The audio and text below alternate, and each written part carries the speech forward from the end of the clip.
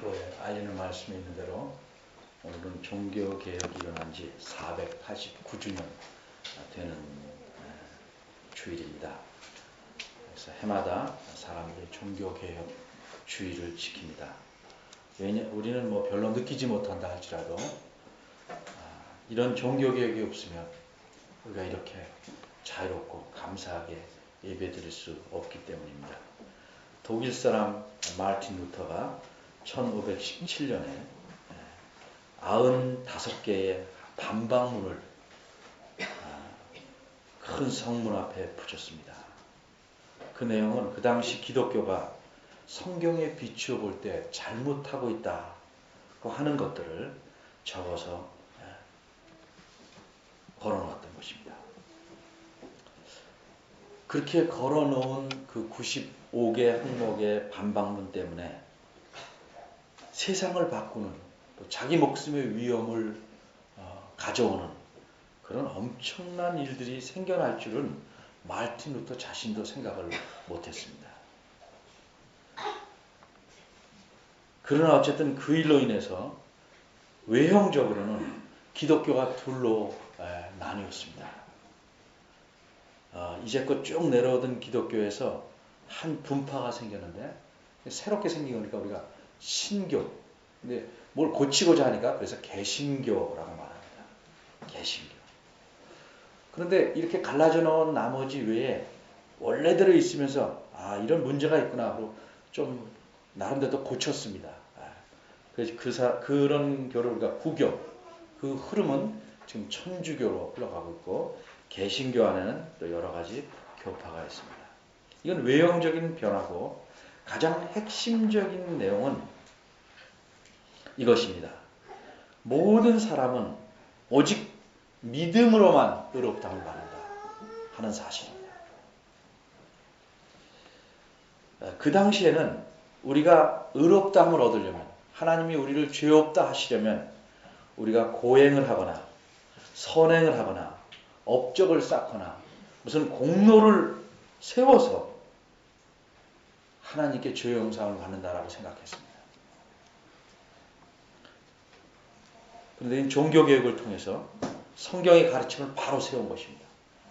오직 사람은 믿음으로만 의롭다함을 받는다. 이게 무슨 말인가? 내식으로 믿는 것을 말하는 게 아니고 예수님께서 그리스도이심과 하나님의 아들이심을 믿어야 죄 용서함을 받는다는 말입니다.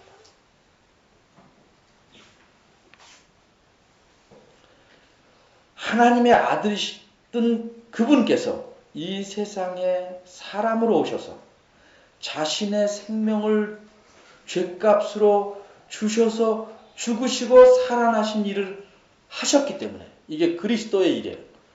그렇기 때문에 이제 이 사실을 믿는 자는 죄의 용서함을 얻고 구원을 받는다. 이게 믿음으로 의롭다함을 받는다는 내용이에요. 어느 시대나 마찬가지로 이런 분명한 하나님의 가르침이 있는데도 그것을 변질시키고 왜곡시키는 가르침들이 있었습니다. 예수님이 이 세상에 오셨을 당시에도 하나님의 백성이라고 자처하는 그 사람들은 자신들이 하나님의 아브라함의 자손이니까 하나님 나라에 속한 백성이다라고 확신했습니다. 마치 내가 교회에 잘 다니니까 죄 용서를 받았다라고 확신하는 것 같습니다. 그리고 자신들의 지은 죄는 없진 않지만 선행을 더 많이 해서 플러스 마이너스 해서 더하고 빼서 용서되고 의롭게 된다라고 믿었습니다. 그리고 한편으로는 구약 성경에서 말씀하는 그리스도가 오리라고 기대하고 있으니까 자신들은 구원을 받았다고 생각하고 있었습니다. 이때 광야에 호련히 외치는 소리가 있었습니다. 모든 사람을 향해서 말하기를 회개하라. 회개했는데 회개하라 외칩니다. 하나님 나라가 가까이 왔다. 회개하지 않으면 자신의 죄를 회개하지 않으면 하나님의 진노를 받는다. 우리는 문제가 없다고 생각했는데 이 광야에서 외치는 자는 이렇게 말합니다. 회개하지 않으면 하나님의 진노를 받는다. 의롭다함, 용서함을 받는 것은 하나님께서 하시는 일이지만 회개는 해야 된다는 거죠. 그럼 우리는 그것까지도 해야 되는 거 아닌가? 이렇게 생각할 수 있습니다. 왜 그렇게 생각하는지 제가 설명해 드리겠습니다. 죄를 인정하지 않으면, 회개하지 않으면 용서도 할 수 없는 것입니다. 자기 죄가 없다는데 어찌 용서합니까? 그런데 죄를 인정하고 회개하면 저절로 용서되는 건 아닙니다. 용서를 받느냐, 용서를 아니하느냐는 전적으로 용서의 권한을 갖고 있는 분이 결정하는 것입니다.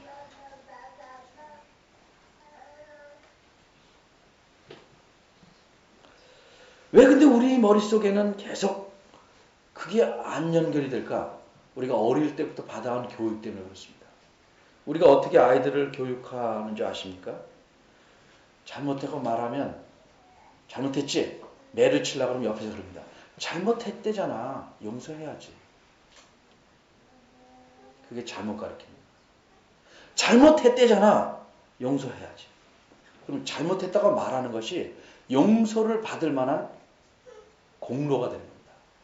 용서를 받을 만한 조건이 되는 것입니다. 이런 잘못된 생각이 계속 쌓여 있습니다. 잘못했다니까 용서를 해야 됩니까? 잘못했다니까 용서를 할까 말까 이제 결정해야죠. 그건 다른 차원의 문제입니다.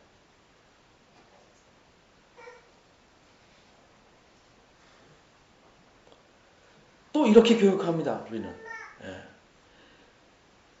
뭘 크게 잘못하고 몰랐다고 하잖아. 용서해줘요. 그러니까 책임도 지지 않게 합니다. 모르면 모든 게 지나가요.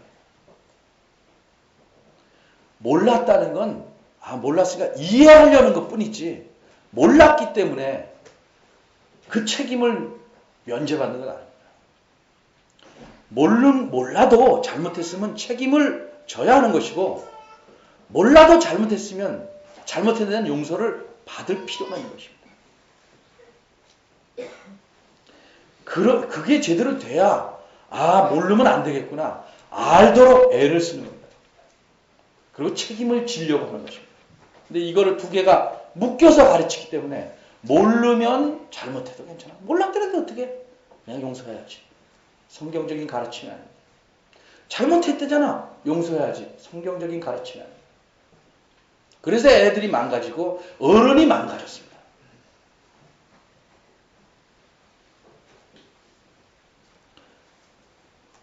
어떤 사람이 회사에 가는데 한 달 출근하고 도장 찍고 나가서 놀다가 들어와요.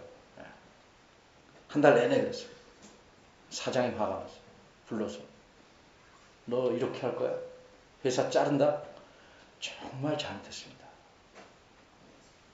용서하기로 했어요. 하는 말이. 월급 날이 되니까 월급 안 줘요? 잘못 내가 했고 용서했다는데 월급 주시오.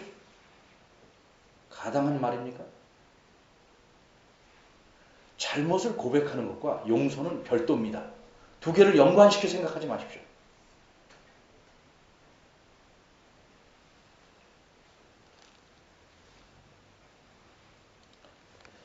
하나님께 엄청난 죄를 지은 사람들이 저는 죄를 졌습니다. 용서를 바랍니다. 그러나 그 용서는 하나님이 결정합니다. 내가 죄를 고백했습니다. 회개합니다는 표시로 세례 요한은 물로써 세례를 받게 했습니다.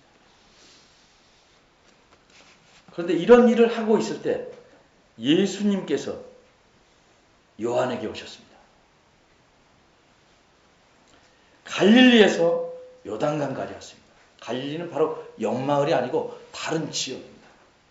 우리식으로 말하면 대전에서 한강까지 온 겁니다. 걸어서. 왜 오셨습니까? 세례 요한이 수고가 많다. 격려하러 오셨습니까? 아닙니다. 얼마나 잘하고 있나 살피러 오셨습니까? 아닙니다. 13절에 뭐라고 그랬습니까? 요한에게 세례를 받으려고 오셨습니다. 그러자 요한이 어떻게 합니까? 예수님 알아봅니다. 원래 친척입니다. 예수님을 알아보고 그저 얼굴만 친척으로 아는 거 아니고 이분이 누구신지 상당히 많이 압니다. 말립니다. 여기 말려 그랬는데 한 번만 예의상 말린 것 아니고 계속 말립니다. 계속 안 됩니다. 안 됩니다. 모든 사람은 하나님께 죄를 보면서 회개해야 한다고 말합니다. 그런데 예수님은 안 된다고 말합니다.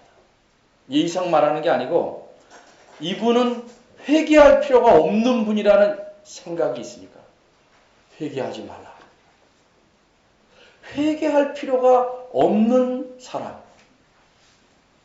참 희한하지 않습니까?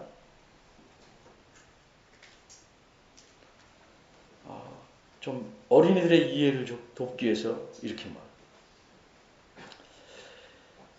갑돌이라는 초등학교 학생이 수학을 아주 잘해요. 그래서 자기가 반에 있는 좀 못하는 아이들을 도와주려고 내가 이따 방과 후에 수학을 좀 가르칠 건데 원하는 사람 손들어 신청자를 가르쳐 줄게. 다 손들고 있는데 지나가다 선생님이 들어와서 자기도 손을 드는. 나도 너한테 배우겠다. 그럼 이 갑돌이가 뭐라고 했습니까? 선생님 왜 그러세요? 그냥 잘하나 못하나 보시는 건 좋은데 저한테 어떻게 배우시려고 합니까? 안 됩니다. 이것보다 더 심각한 겁니다. 회개할 것이 없는 분이 회개의 세례를 받겠다는 거죠. 뭐라고 말합니까? 세례 요한은 오히려 제가 예수님에게 세례를 받아야 됩니다. 그런데 어떻게 예수님께서 제게 오십니까? 깜짝 놀랐어요. 안 됩니다. 이건 앞뒤가 맞지 않습니다. 15절에 예수님이 대답하십니다. 계속 요한은 거듭해서 만류합니다. 그러니까 하는 말이 이제 그만 막아라. 이제 그만. 여기 우리말에 호락하라 이 말은 내 뜻을 받아들여라 이런 말. 이제 그만 만류하고 네 뜻을 충분히 알았으니까 내 뜻을 받아들여라. 그 이유는 무엇이냐?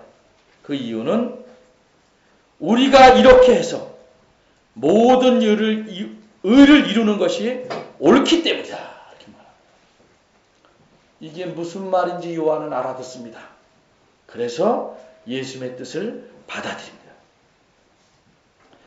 요한이 이미 앞에서 뭐라고 그랬어요? 내 뒤에 오시는 분은 내가 그의 신을 들기도 감당치 못합니다. 엄청난 분이다. 그분이 오셔서 내게 세례를 받으려고 하니까 만류했습니다. 그런데 우리가 이렇게 해서 하나님이 요구하시는 모든 의를 이루는 것이 옳다 하는 말에 이분의 뜻을 받아들입니다. 아주 가끔 제가 가르친 제자를 대접할 경우가 있어요. 그러면 너무 황송해하죠. 제가 돈을 낸다는 것 때문에만 아니라 선생님한테 대접받는 것 때문에 이거 제가 대답해야 되는데 안 됩니다. 저도 돈 있습니다. 잘 알았으니까 이번엔 내가 합시다. 그러면 끝까지 우기는 사람 없죠. 일단 돈이 더 들어가서 우기는 거 아니고 그 선생의 의중을 잘 받들고 싶은 거죠. 근데 여기에 비하겠습니까? 예수님은 자기와 비하면 종도 안 되고 예수님은 왕이신데 이분이 그렇게 하도록 하라는데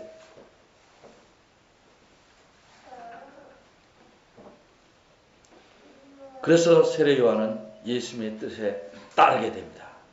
근데 여기서 모든 의를 이룬다. 이게 무엇일까? 설명이 15절에서 좀 깁니다. 간단히 말하면 모든 의라는 건 하나님께서 요구하는 의예요. 하나님이 이루시고자 하는 그 의로움을 세우기 위해서, 이루시기 위해서 요구하는, 이렇게 하라는 요구하는 것들이, 그 모든 것을 우리가 이렇게 함으로써 이루어야 된다. 여기에 담긴 일이 뭘까? 여기에 담긴 이야기가 뭘까? 우리는 신약만 보기 때문에 모르지만 세례요한과 요한, 세례요한과 예수님은 잘 알아요. 구약 전체의 가르침을 묶어놓은 것이죠. 이걸 여러분들 위해서 제가 간단히 압축하면 세 가지로 말할 수 있어요. 첫째, 죄를 범한 사람은 죽어야 한다. 죄값으로 죽어야 돼. 그러니까 모든 사람은 다 죽어야 돼.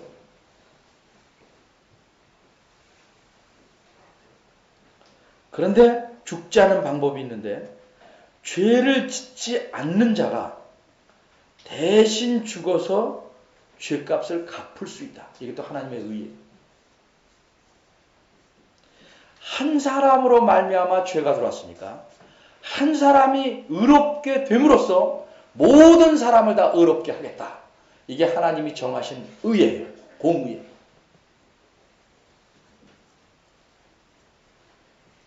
그러려면 대신 하겠다는 자가 모든 자의 대표가 됨을 인정하고 받아들여야 돼요.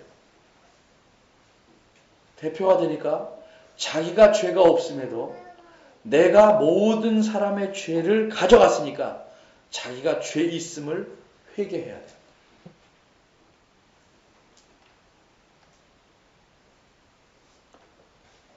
후에 세례를 주고 요한이 예수님에 대해서 뭐라고 말하냐면 요한복음에 보라! 세상 죄를 지고 가는 하나님의 어린 양이다. 세상 사람들의 모든 죄 때문에 죽어야 될 제물이다. 이렇게 표현합니다. 요한이 세례를 줌으로써 예수님이 공식적으로 모든 죄인, 모든 사람들의 죄를 대신 짊어진 대표자로서 공식적으로 취임하는 겁니다. 일을 시작합니다.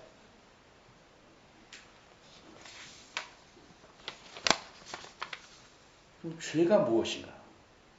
여기부터 생각을 이제 정리해야 됩니다. 죄가 무엇인가? 아까도 제가 잘못했으니까 용서해라. 이런 교육적인 방법 때문에 두 개를 따로 생각 못한다고 말씀드렸는데, 우리가 이 세상에서 살기 때문에 죄라는 것에 대해서 성경이 말하는 것과 다르게 생각한다는 거죠. 근데 성경은 계속 죄인은 죽는다. 근데 듣는 사람은 뭐, 여러분들 그러잖아요. 내가 뭐 그렇게 그다지 큰 죄를 지었다고. 내가 지은 죄가 뭐 없진 않지만 죽을 죄는 아니잖아. 이렇게 말하고. 우리가 사는 세상에는 법적인 건 잘 몰라도 일반적으로 경범죄 있어요. 횡단보다 건너는 거 위반, 신호 위반, 뭐 그것도 큰 건 또 크게 걸리겠지만, 침 뱉는 것, 욕하는 것, 고성방가하는 것, 예배 시간 방해하는 것, 이런 거 다 범죄예요. 그런데 중한 죄가 있어요. 사람을 상하게 하거나 남의 물건을 협박해서 빼앗거나 죽이는 것입니다. 이 죄의 무거움과 가벼움에 따라서 벌금형도 주고 징역도 살고 사람을 죽게 한 사람은 사형에도 처해요. 그러니까 우리 머릿속에는 죄가 가벼운 거 무거운 거 있고 그 다음에 거기에 따라서 형량이 다르다. 근데 성경은 그냥 말씀하기를 누구나 죄인이고 죄를 하나만 져도 죄인이고 죄의 값은 다 죽는 것이다. 너무 심하지 않냐 하는 생각이 드는 것은 우리가 이 세상에 대한 범죄에 대한 생각으로 차 있어서 그렇다. 예를 먼저 들고 설명을 하겠습니다. 남이 집에 가서 어린이가 갔는데 피아노가 이렇게 선반에 있어요. 손이 안 닿게 위에 이렇게 놨는데 참 정말 멋있는, 어린이가 봐도 멋있는 꽃병 같아요. 그거 건드리지 않게 올려놨는데 그걸 굳이 피아노 의자 갖다 놓고 올라가고 까치발을 해가지고 이거 만질래다가 떨어뜨려 버렸어요. 아이 생각은 정말 미안하다. 근데 보니까 몇 조각 안 났어. 야, 요거 강력 접착제로 딱 붙이면 어차피 꽃병으로 쓰는 거 아니까 물도 안 닿는데 뭐 딱 붙여놓으면 괜찮을까? 크게 잘못하는 건 아니겠다. 붙여드리면 되지 뭐. 아니면 그래도 싫다면 시장 가서 엄마 보러 좀 더 좋은 거로 사다 드리자고 하면 되겠지 라고 생각을 해요. 나중에 그 주인이 이거는 세상에 하나밖에 없는 고려 청자, 수억으로도 살 수 없는 것이다. 도저히 갚을 수 없는 것이다. 니네 집 다 팔고 수십 년을 갚아도 안 되는 것이다. 그럴 때 이 아이는 주인이 너무 심하네 이렇게 생각한 게 아니고 뭐라고 생각하겠어요? 이렇게 값진 것을 내가 모르고 깼어. 어쩌면 좋으냐 하는 게 정상이죠. 그거 아무것도 아닌 거고 뻥치네 생각하지 않죠. 주인이 그것을 그렇게 가치 있게 귀하게 여기는 걸 얘가 모르는 거죠. 그 몇 조각 안 담가가지고 왜 그래요? 박살낸 것도 아닌데 이렇게 말할 수 없죠. 야, 이젠 큰일 났구나. 꽃병 깬 것을, 꽃병의 가치를 어떻게 생각하느냐에 따라 달라지는 거죠.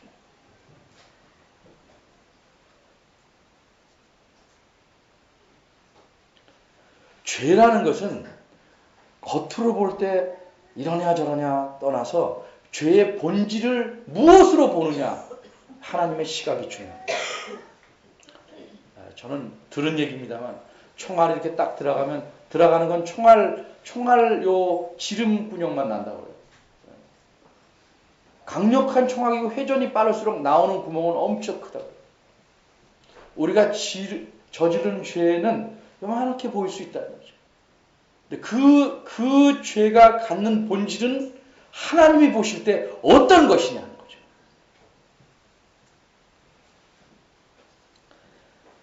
굉장히 길게 얘기할 수 있는 건데 짧게 정리합니다. 이해가 좀 부족할 수는 있겠지만 죄는 어떻게 시작했습니까? 처음에 아담과 하와가 하나님이 먹지 말라고 한 열매를 따먹었어요. 겉으로 보면 그 열매 하나 따먹은 건데. 그런데 그걸 따먹은 이유가 뭡니까? 뱀을 조장한 사탄이 꼬드겼어요. 하나님 먹으면 죽는다 그랬는데 사탄은 뱀을 통해서 안 죽는다고 그랬어요. 죽는 자 안 죽는 자 선택할 때는 항상 뭐예요? 죽나 안 죽나 보려고 선택하는 게 아니에요. 죽으면 끝이기 때문에. 이거는 죽냐 안 죽냐를 선택할 때는요. 항상 누구를 신뢰할까? 생명이 걸려있으면 누구를 선택하는가? 신뢰가 달려요. 근데 이제껏 자기를 만드시고 지으시고 정말 에덴에서 살게 하신 하나님을 배신한 거죠. 그 신뢰를 저버리고 뱀의 말을 들은 거죠. 따먹었어요. 그러니까 이 따먹는 불신종의 뒤에는 배신이 있는 거죠. 배신. 신뢰를 저버리는 게 있는 거죠. 잘 분석해야 됩니다. 그럼 이 배신하게 된 원인은 뭘까? 사탄은 뱀을 통해서 이렇게 말합니다. 결코 안 죽는다. 이유는 오히려 먹으면 하나님과 같아진다. 하나님과 같아지고 싶은 욕망이 배신을 낳았고 겉으로 보기엔 조그맣게 보이는 불순종을 낳은 거예요. 그래서 죄의 본질은 하나님과 같아지려는 거예요. 자, 하나님과 같아지려면 무슨 일이 생각합니까? 자, 집안에서 아이가 자기가 생각합니다. 아버지가 이래라. 나도 아버지다. 당신은 당신이고 나는 나. 말 안 들어요. 그 다음 뭐예요? 당신만 아버지냐? 나도 아버지다. 그럼 뭐예요? 나는 내 마음대로. 내가 아들이라고 생각해야 아버지 명령도 따르고 또 내 마음대로 하지 않는데 나도 아버지라고 생각하면 당신만 따를 필요 없고 나는 내 마음대로. 내가 하나님 같아지려는 거니까 자동적으로 나타나는 건 뭐예요? 하나님 명령을 따를 필요가 없다. 두 번째는 뭐예요? 그러니까 나는 내 마음대로 한다. 자, 여러분에게 물어봅시다. 반에서 차려, 열중시켜 차려 하고 선생님 들어오면 하는 애를 뭐라고 그러죠? 반장. 반장. 이 수원시를 잘 이렇게 다스리고 하는 사람 뭐라고 그러죠? 또 시장. 시장. 근데 세상을 다 다스리고 세상을 짓고 하는 분을 뭐라고 그래야 돼? 물론 하나님인데 뭐라고 그래야 돼? 다스리니까 왕. 제가 이해가 적절치 못해서 미안해요. 왕. 모든 걸 다스리니까 왕이죠.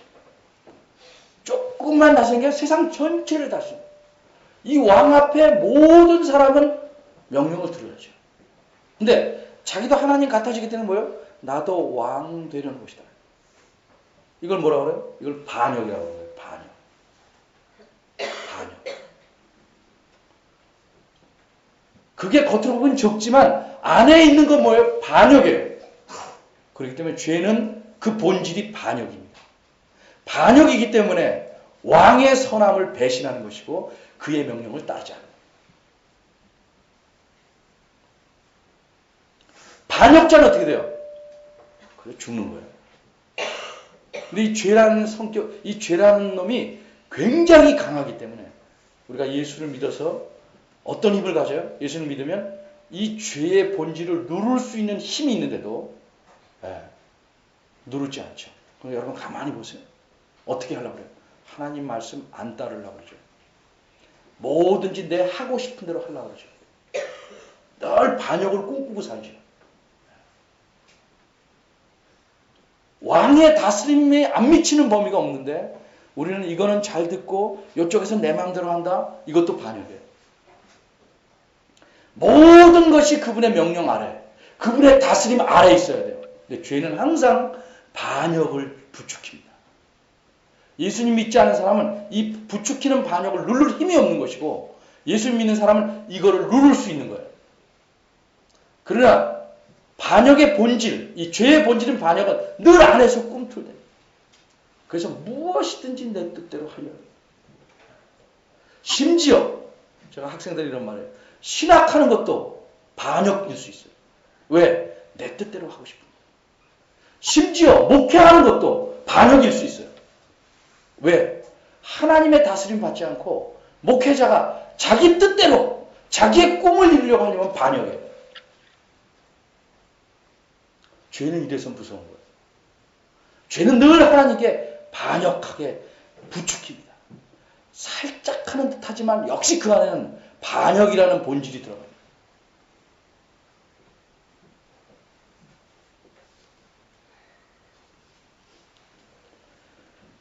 그래서 누구나 죽어야 된다. 반역자는 누구나 죽어야 돼요. 근데 이 모든 반역자를 대신해서 반역자의 괴수로서 반역하지 않으신 분이 나중에 바울은 이렇게 말합니다. 하나님이 죄를 알지도 못하신 이를 우리를 대신하여 죄로 삼으셨다.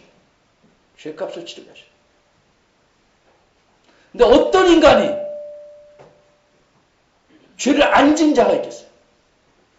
그러니까 죄를 안 지으신 하나님의 아들을 사람의 대표자가 되기 위해서 사람으로 태어나게 하신 거예요. 이분이 대표자가 돼서 반역자의 괴수로서 십자가에 처형당합니다. 이 사실을 믿는 것이 예수님을 믿는 거예요. 내 반역 때문에 저분이 죽으셨다. 나는 이 반역을 포기하고 진짜 왕을 위해 살겠다. 이게 예수님입니다. 예수님 믿으면서 그래 예수님 믿으니까 나 복이나 많이 주시오. 그게 중요한 게 아니에요. 내 삶의 어떤 부분도 왕의 다스림 앞에 내놓지 않으면 반역이에요.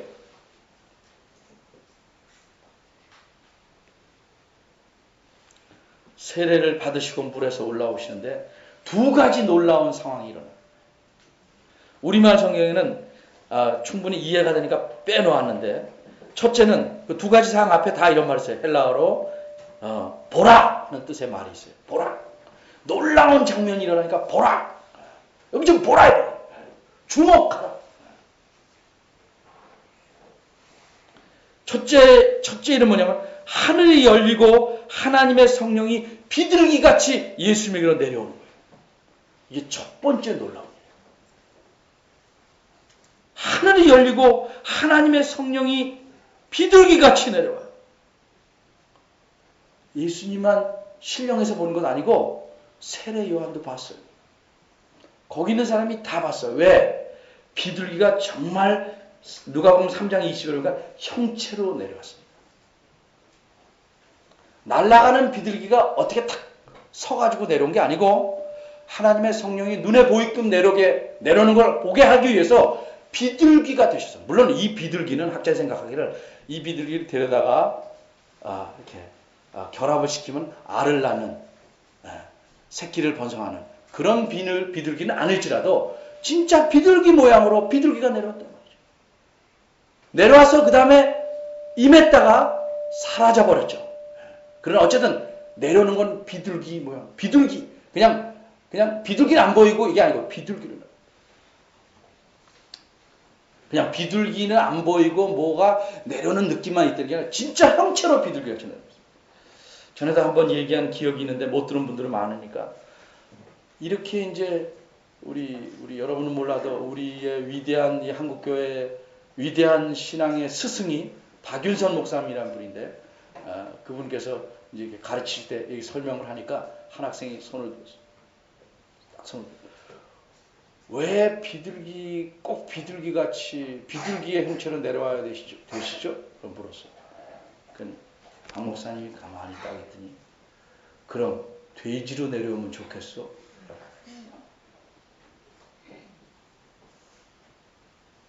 비둘기로 내려오는 거는 그 사람들이 성령이 많이 사자로 내려오면 뭐예요? 무서움을 전달하는 거죠. 비둘기의 모양으로 내려왔던 건 뭐예요? 그분의 온유하심과 그렇죠? 겸손하심, 평강 이런 걸 상징하는 일의 성격을 보이는 거죠.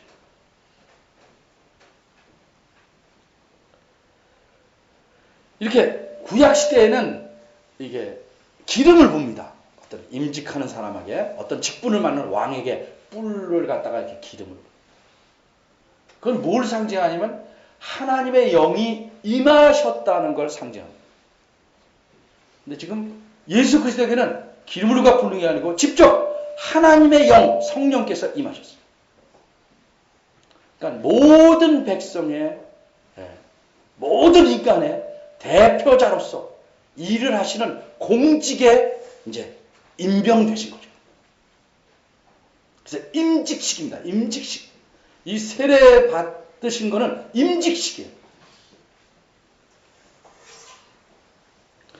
가끔 영화에서 보면 여왕이 혹은 왕이 기사 자기를 줄 때 어떻게 칼을 가지고 어깨에 어느 어깨인지 모르겠습니다. 딱 댑니다. 기사로 봉하노라 무슨 경 이렇게 말해요. 하나님의 영이 하나님의 성령이 예수님의 임함으로써 이를 모든 사람의 죄를 짊어지고 죽지만 동시에 이렇게 죽어서 모든 사람을 살릴 분으로 그리스도, 이 그리스도 기름 부음을 받은 자라는 뜻이에요. 그리스도, 메시아 같은 뜻입니다. 이렇게 임직하신 겁니다. 후에 이 세례 요한은 이렇게 말합니다. 내가 봄에 정말 비둘기가 내려서 이렇게 왔는데 하나님 말씀하기를 이분이야말로 성령으로 세례 주는 분임을 알아라고 말했기 때문에 그때 보고 알았다. 그러니까 예수님에 대해서 요 일이 있기 전까지는 요건까지는 몰랐단 말이죠. 위대한 왕인 줄 알았는데 이분이 차마 성령 세례를 주는 분일 뿐만 아니라 하나님의 아들이심은 몰랐다. 사람 중에 뛰어난 분인 줄 알았는데 하나님의 아들이신 줄 몰랐다. 근데 하늘로서 또 소리가 나죠. 뭐라고 그래요? 내 사랑하는 아들이다. 이런 장면을 다 보고 세례 요한 얘기인 거예요. 단순히 인간으로서 위대한 분이 아니고 하나님의 아들이시다. 그래서 증거했다고 요한복음 1장 34절에 나와요. 하나님의 아들. 사람의 아들이 사람이지 개가 아닌 것처럼 하나님의 아들은 그 본질이 하나님이셔요. 그리고 또 하늘에서 소리가 있어 뭐예요? 내 기뻐하는 자다. 여러분이 이제 구약을 충분히 모르니까 이건 무슨 말씀이냐면 구약에서 하나님께서 장차 내가 택해서 기뻐하는 자를 보내리라. 메시아 그리스도를 보내리라. 이 예수가 바로 그 자다. 그래. 내가 보낼 그 자다를 확언하시는 거예요.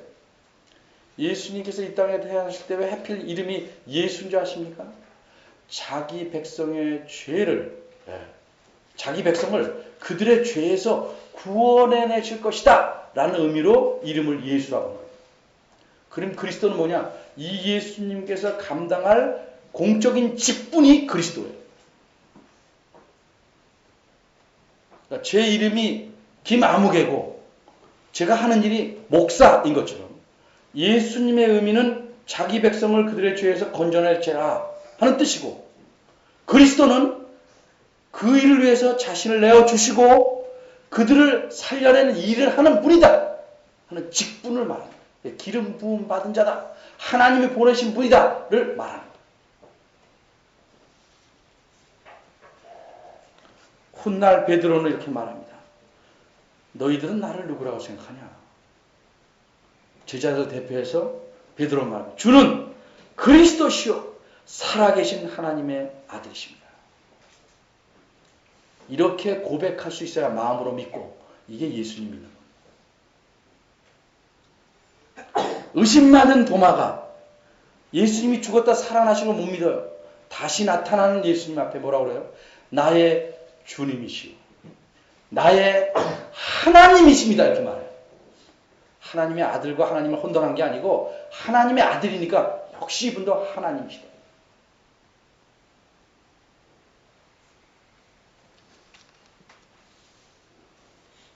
예수님께서 이 땅에 오신 것은 그저 사람으로 태어나서 훌륭하게 돼서 어떻게 우리의 삶을 좀 교화시키고 낫게 이끌기 위해서 오신 게 아닙니다. 하나님께서 이 모든 죽어갈 영혼들, 죽어갈 사람들을 건져내셔야 되는데 사람으로서는 아무도 그런 일을 할 사람이 없어요. 그래서 하나님께서 자신의 아들인 예수님, 인간이 되신 이름이지만 성자 하나님을 이 땅에 보내셨어요. 사람의 대표가 되어야 되니까 사람으로 나게 하시되 죄를 없이 해야 되니까 성령으로 잉태하서 마리아의 몸을 빌려서 나게 하십니다. 참 사람. 그리고 평생을 하나님의 율법에 복종하시고 고난을 당하시고 그러나 죄를 짓지 아니하시고 죄의 유혹에 계속 부딪히지만 결코 하나님께 반역하지 않고 모든 인간의 대표자로서 전혀 죄를 짓지 않고 그 대표자로서 자신의 목숨을 내놓으시고 죄를 모두 용서받으시고 살아나심으로 우리 모두의 구주 주님이 되시고,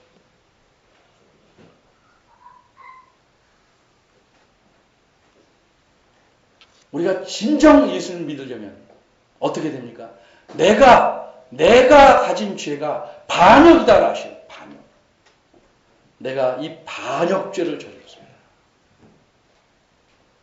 이 죄를 해결하는 방법은 하나님께서 대신 예수 그리스도를 우리의 괴수로, 우리의 대표로 삼아서 처형하셨으므로 우리 죄는 그분을 보시고 용서함 받는다는 사실을 받아들이는 겁니다. 그러고 나니까 예수 그리스도를 우리의 주님이요 왕으로 섬기고 사는 것입니다.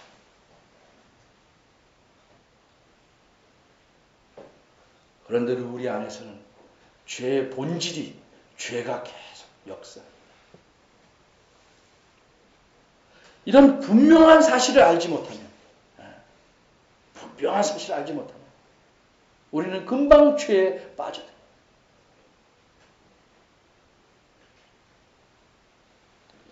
여러분 스스로 생각해 보십시오. 내가 가진 죄가 별거 아닌데 하나님 너무 심하게 군다라고 생각해 오신 분, 자기 죄의 본질이 무엇인지를 아시기 바랍니다. 내가 이 정도면 예수 믿는다고 생각하시는 분, 무엇이 예수 믿는 것인지 잘 생각하시기 바랍니다. 진정으로 예수 믿는 분, 내 삶의 어떤 부분은 내가 왕이 되려는 것이 아닌가 생각해 보시기 바랍니다. 그래서 우리의 모든 삶이 정말 주님이신 그리스도 앞에, 왕이신 예수 그리스도 앞에 온전히 내놓고 그분의 다스리심을 잘 받는 삶, 이것이 그리스도의 삶이요 열매 맺는 자의 삶입니다. 그런 여러분 되기를 간절히 바랍니다. 기도하겠습니다.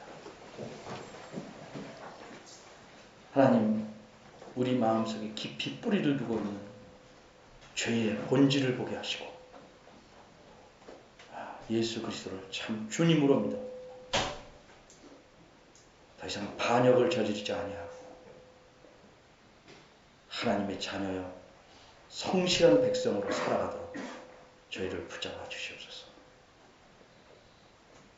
그저 내 식으로 살면서 예수님 믿는 것을 빙자하여 덕이나 보려는 생각을 버리게 하시고 우리 삶의 모든 구석구석을 하나님의 다스림 앞에 내려놓는 저희들 되게 하시옵소서. 예수님의 이름으로 기도합니다. 아멘. 다 같이 일어나셔서 성경 6장 보시겠습니다.